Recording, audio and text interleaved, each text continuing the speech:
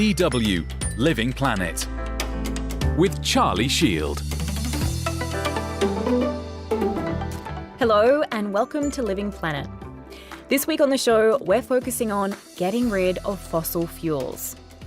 From why we need clean alternatives. Carbon pollution has risen to such extremes in the atmosphere that one of these key targets we have to limit global warming, that's going to happen in the next 15 to 20 years. To solar success in Brazil's favelas.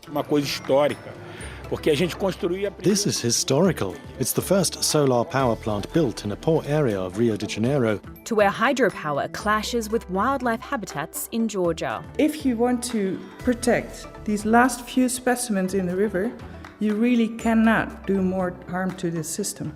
And finally, to the oil state of Texas in the United States, where the winds are picking up. When oil drops, people are laid off and they lose the money, whereas in wind, it's steady. All that coming up. I'm Charlie Shield. First up, why is it even necessary to phase out fossil fuels? Well, this week, the Intergovernmental Panel on Climate Change, aka the IPCC, gave us a very good reason. A solid 3,000-page, 14,000 study and 200 scientists strong reason. Spoiler alert, the CO2 from fossil fuels has a major role to play. On Monday, the IPCC released its sixth and most certain report since 1988. It outlined how human activities have warmed the planet so much that they've caused irreversible changes to ice sheets, oceans, sea levels and land surfaces. Climate change is a problem that is here now. Nobody's safe, and it's getting worse faster. That's Inge Anderson, Executive Director of the UN Environment Programme, speaking at the IPCC press conference. And if you look around, what she's saying is pretty obvious. There's deadly wildfires, record-breaking temperatures, and catastrophic flooding happening across the world. My colleague Ajit Naranjan spent a good part of his weekend reading the IPCC report and talking to some of the experts that wrote it. On the line from Berlin, he told me what we need to know. Carbon pollution has risen to such extremes in the atmosphere that one of these key targets we have to limit global warming, keeping it to 1.5 degrees Celsius above pre-industrial temperatures by the end of the century, that's going to happen in the next kind of 15 to 20 years. So under all the scenarios that these scientists modeled and considered in the report, in all of them, we're hitting this target by the 2030s instead of by the end of the century. And in all but one of them, only in this most ambitious, extremely optimistic scenario, do we end up bringing temperatures back down in the second half of the century by kind of sucking enormous amounts of CO2 out of the atmosphere as well as rapidly decarbonizing. And I mean, that's something that's like really not tested at scale, really expensive. What's more likely to happen is that we overshoot this target and end up in a scenario where the Earth is a couple of degrees hotter, maybe 3 degrees hotter than it was before the Industrial Revolution. And the consequences of that are just dramatic. And what are some of those consequences? So, I mean, if we look at how much the Earth has already warmed, right? So it's already warmed 1 degree Celsius, and a heat wave that used to hit maybe once every decade is now hitting 2 or 3 times a decade instead. Like that's just a reality. If you look at kind of what happens if temperatures warm by like 4 degrees Celsius, which is something that's not likely, but it's definitely still possible, then this once a decade heat wave is hitting 9.4 times out of 10 instead. So basically every single year. What this also means, and this is where these numbers get a bit more scary to interpret, is that the kind of really fringe events, like this kind of like once in 50-year heat wave that you'd expect to maybe see once or twice in your entire lifetime, these become dramatically more likely.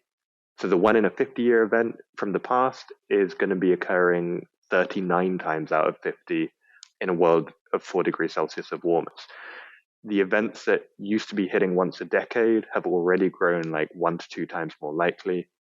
At 2, 3, 4 degrees of warming, they just get more and more likely and more intense.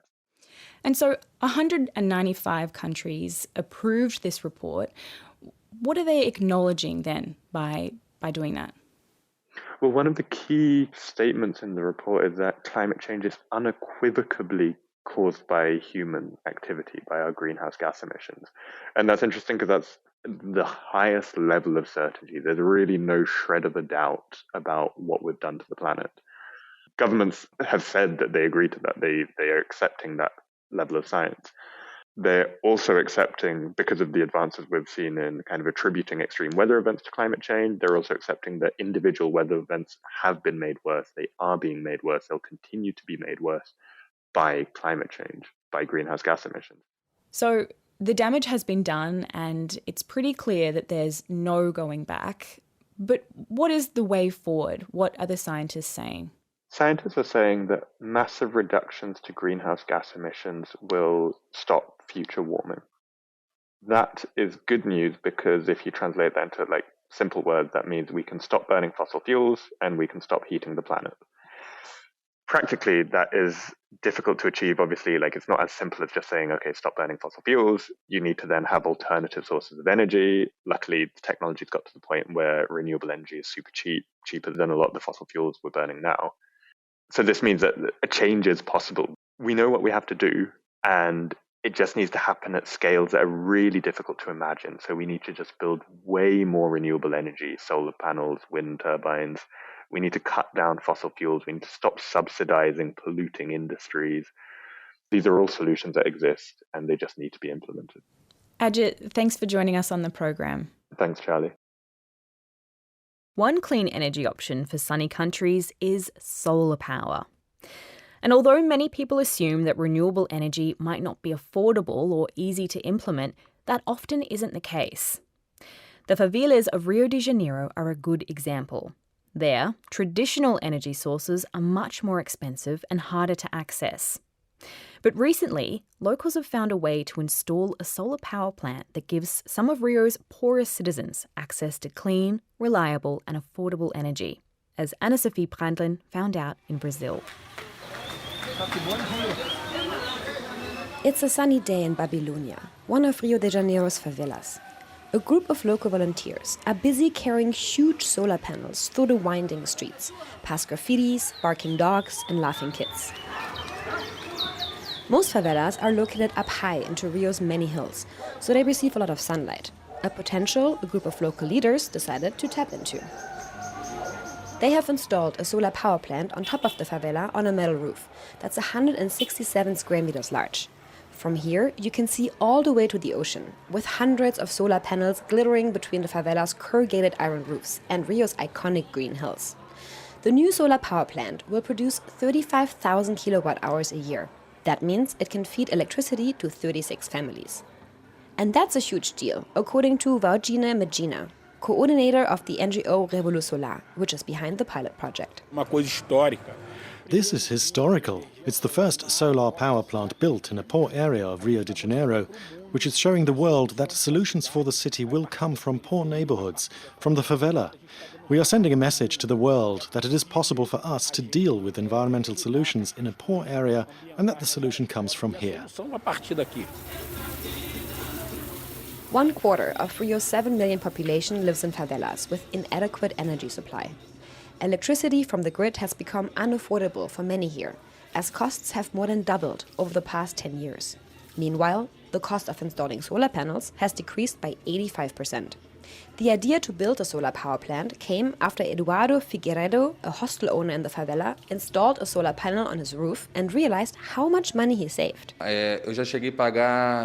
I used to pay up to 1,800 reais, that's almost 300 euros a month for my electricity bill. Today, I only pay around 350 reais, so roughly 60 euros. So Eduardo co-founded Revolu Solar to bring solar energy to the rest of the favela. The solar power plant, which cost 140,000 reais or 22,500 euros, was financed by donations and local businessmen. E como é que foi hoje? Deixa eu dar uma ligadinha aqui na energia. One of the first recipients of the clean energy produced by the new solar power plant are Ronaldo Batista and his wife, who have lived in the favela all of their life. A nossa alegria é imensa, né? Porque we are really happy. The monthly rates of energy costs are really high, to the point that we sometimes struggle to afford it. Now, if we get electricity through solar power, we will be able to save 5 to 7 euros per month. The average family income in the favela is only 2,000 reais. That's 320 euros. The high cost for traditional electricity has led to illegal power tampering. Often, drug lords and militias tap the power lines of electricity providers and later sell the power to locals in favelas. In some favelas, up to 70% of all energy used by residents is obtained through illegal power connections. This can have devastating consequences, as illegal connections are unsafe and unstable and often lead to blackouts and fires. Last January, 250 homes burned down in a favela in Rio due to illegal power tapping. The new solar power plant could be a way out of this, says Ronaldo Batista. The pilot project is not just about safe power connections and saving money, though. It's also about generating jobs in the favela. Unemployment in Brazil increased by 17% since the start of the pandemic and reached its highest peak ever in April 2021, when over 14 million people in the country were without a job. Poor people were those worst affected. That's why Revolusolar decided to train local volunteers like Natalia Nazario how to construct the favela plant so that she can pass on her knowledge to others in the favela in order for them to build even more solar power plants in the future. Before, I used to work in tourism. I'm a hospitality technician. But as everything changed with the pandemic, I was forced to find another way to survive. I always liked the idea of sustainability, so it came at the right time in my life. Our goal is that the first volunteers can train other people here in the favela, residents, to take on the same role as us. And Eduardo Avila from Revolusolar hopes that the project will create more environmental awareness. So it's very important to build this empowerment of the residents with energy, because traditionally the energy sector has been very far away from the reality of the normal people. And they feel like they are separate from the energy sector and just paying high bills of electricity, and they don't have awareness on the impact, on environmental impact as well of their consumption. And if we empower them, make them work in the sector, they understand the price they are paying. The plan is to expand the project across Rio's favelas and ultimately Brazil, says Valdinei Medina, coordinator of Revolusolar. E o nosso sonho hoje é que toda Babilônia e Chapéu Mangueira. Our dream today is that the entire Babylonia and Chapéu Mangueira slums, approximately 10,000 residents, will benefit from this project. And it's possible. We showed that it's possible. This will be a model that we will take to all the poor areas of Brazil.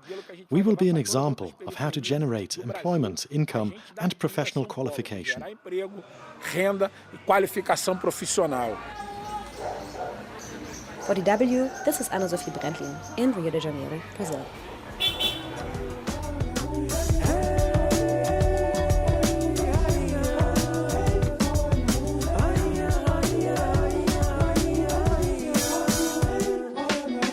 Longe de ser príncipe, filho de uma rainha que me dá as mãos e me faz sentir seguro. Fez acreditar que toda escolha é minha. De tudo que eu plantar hoje eu vou colher no futuro. Olha o rei, acorda cedo e vai à luta. Atrás do ganha-pão que alimenta sua família.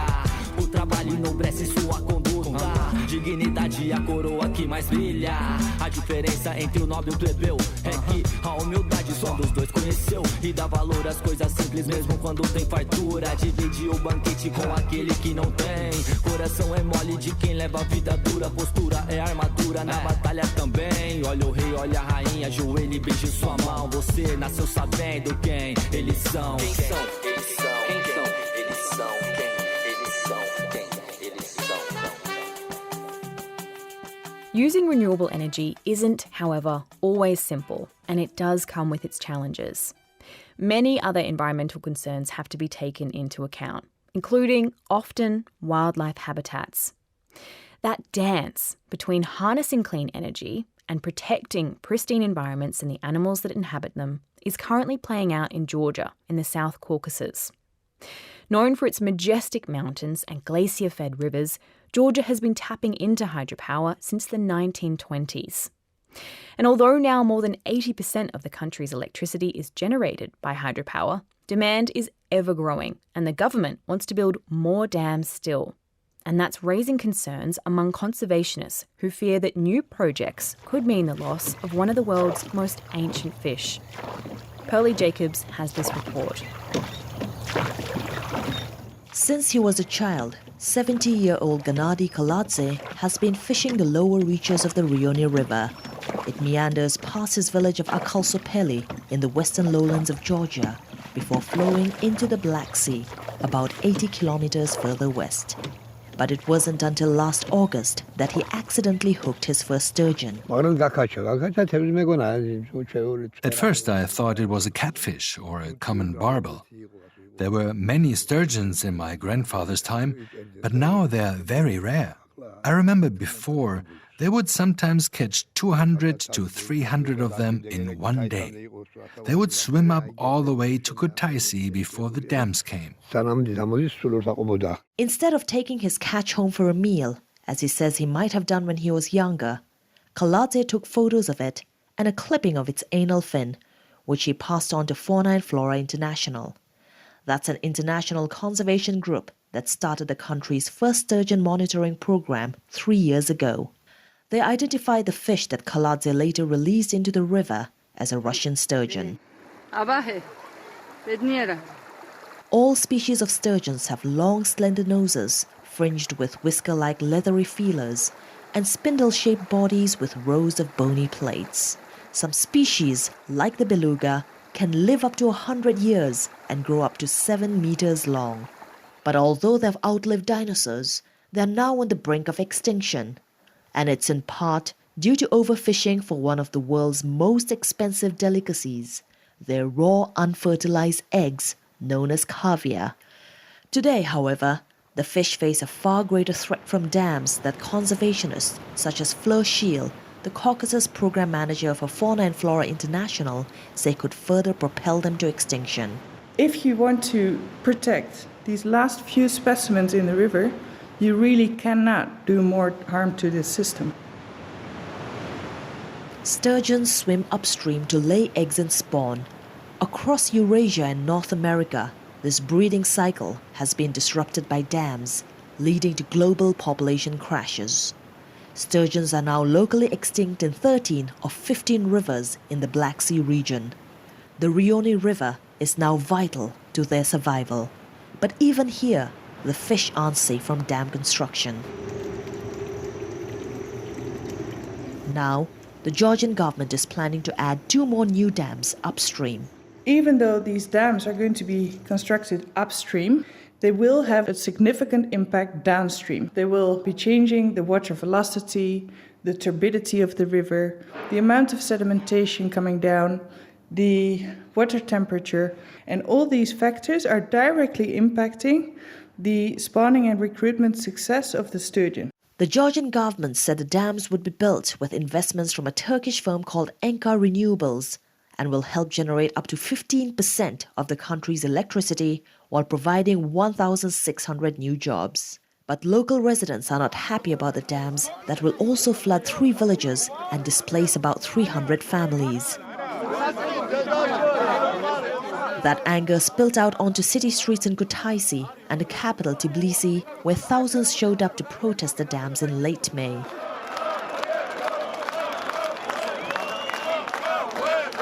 Many of them have refused compensation and resettlement, and they have questioned the environmental impact assessments that were carried out after the contract for the dams was signed.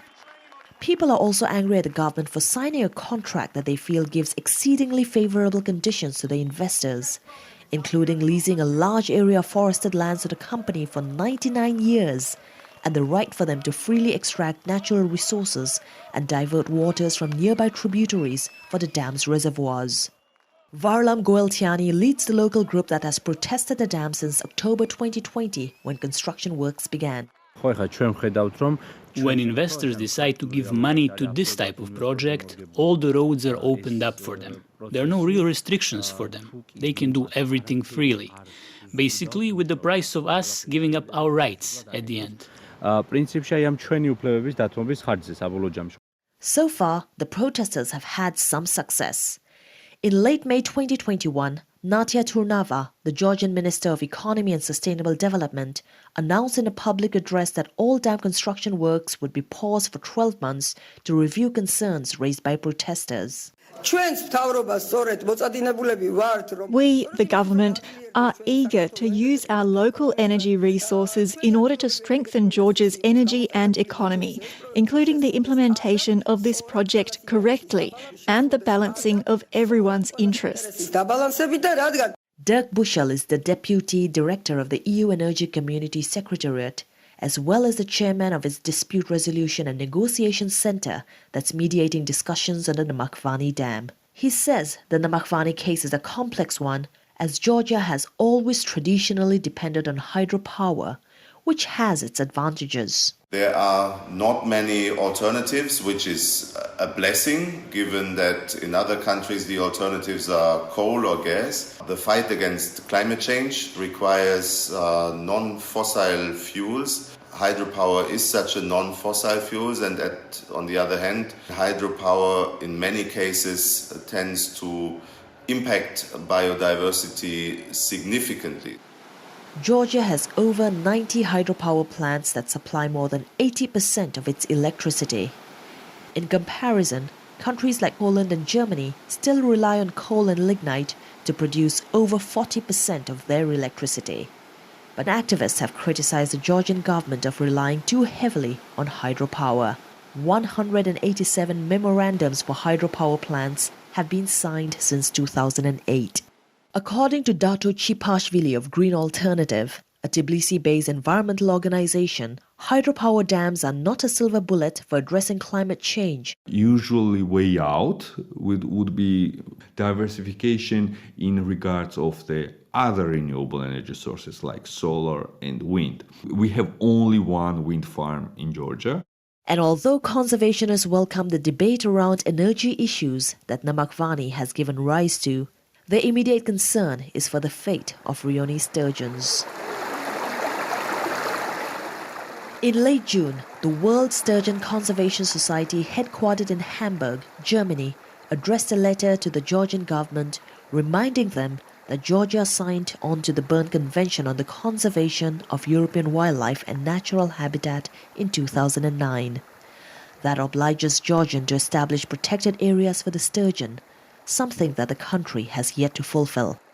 The World Wildlife Foundation similarly wrote an open letter warning against building more dams on the Rioni River, stating no hydropower plants should be built in improper places or affecting areas of high conservation value. With the outcome of the mediation still unclear, SHIELD has a desperate hope. And we're going to seek international support to make sure that the species of sturgeon that are of international importance are going to be preserved, and that we're going to restore this system so that there can be a future for the fish and also for the fisheries ultimately in Georgia. That report out of Georgia was from Pearlie Jacobs. And now we turn to the US, one country with its sights set on big environmental change. Since US President Joe Biden took over from Donald Trump, he's been clear that he wants the country to have a leading role in climate politics. Like many other countries, however, the US's goal to be climate neutral by 2050 will be about 2 decades too late. Because according to the new IPCC report, as we heard from Ajit, the world is likely to be already 1.5 degrees warmer by 2030.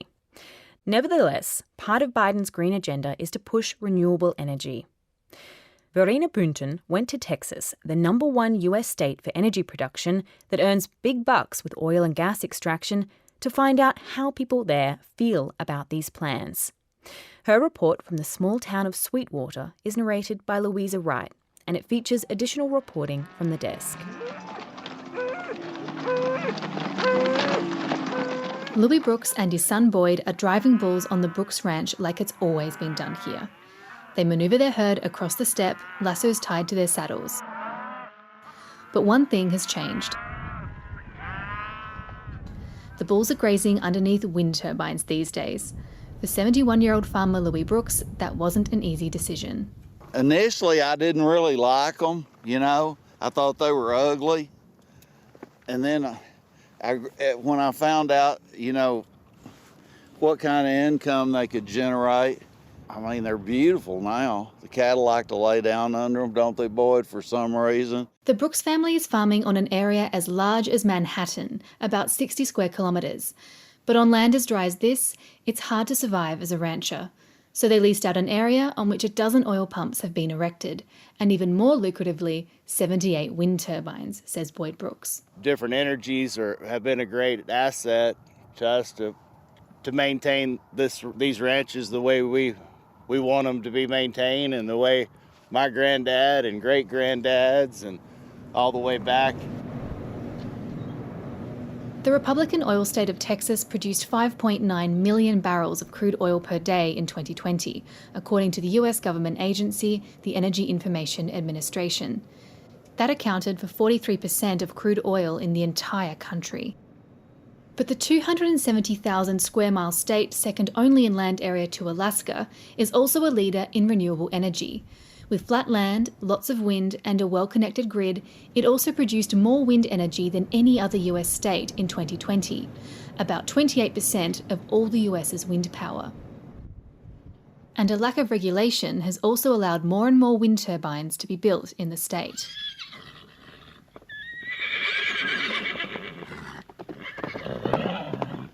Not everyone here is happy about this development, though. Dale Rankin, a hobby rancher and rodeo horse enthusiast, opposes the planned green energy transition of the Biden administration. Coming from the fracking sector, a method of drilling that extracts natural gas or oil and can have disastrous environmental effects, the entrepreneur believes climate change is a myth to oppress people. It's about having the ability to control a population by regulating the population through saving the planet, feel-good regulations. You let the market freely determine the best path for that instead of declaring a questionable global crisis and then regulating everybody to death over it.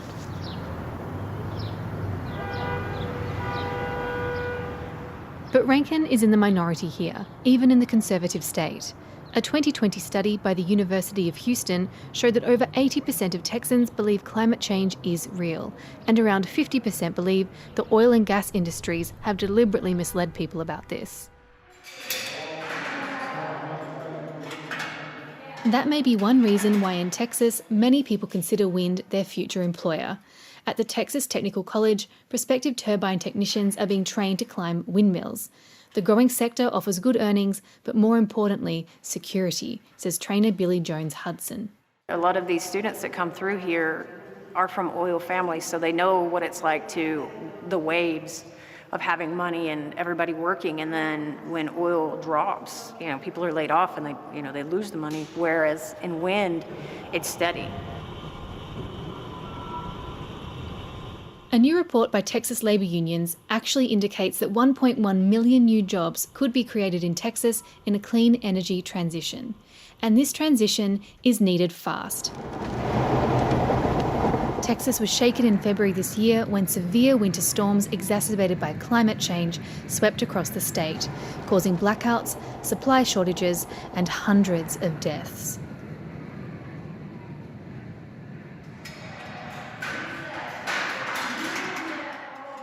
Trainee Rebecca Fortuna climbs up the exercise ladder. Climate protection is important to her, but not crucial, as for many here. I don't down diesel because you're going to need it. Natural gas, those kind of things. I don't doubt that. We just need to have options. But if the clean energy transition in Texas is going to be a success, more trainees like Rebecca will need to see the appeal of renewable energy systems like wind power. In 2020, wind provided more of Texas's state energy than coal for the first time ever, 1/5 of all the state's energy in total. There is potential for more, but the social and political will may not be quite there.